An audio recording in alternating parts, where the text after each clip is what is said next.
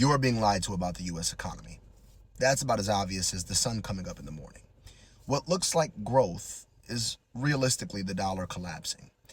If I told you that the stock market hasn't really actually went up in 50 years, you'd probably think I'm crazy. Watch this. Let's take a look at this chart.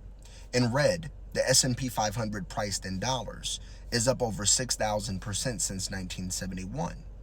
In blue, the same S&P 500 priced in gold is flat to negative. So which one tells the truth? Are we really wealthier? Or has the dollar just collapsed since we left the gold standard in 1971?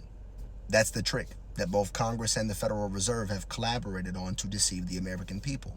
We keep measuring everything in dollars, and yet the dollar is a shrinking yardstick. Here's Ben Bernanke back in 2010, one of our central bankers. He openly admitted that the Fed wanted higher stock prices so people would feel wealthier, creating an artificial wealth effect, and that they would spend more. That was the plan all along. Pump the markets with quantitative easing and bring interest rates down to zero to incentivize borrowing and to drive consumption and to boost confidence. They probably thought it was necessary in an economy that is so reliant on consumer spending. The problem is that that's not real prosperity. It's entirely an illusion. It's a house of cards. And this chart shows exactly how they did it.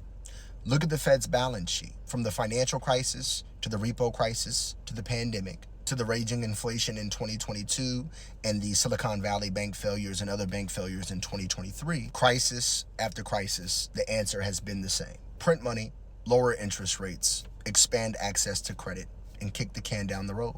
But here's the cost. When you flood the system with new money, it doesn't just disappear. It has to manifest or show up somewhere, and it shows up as inflation.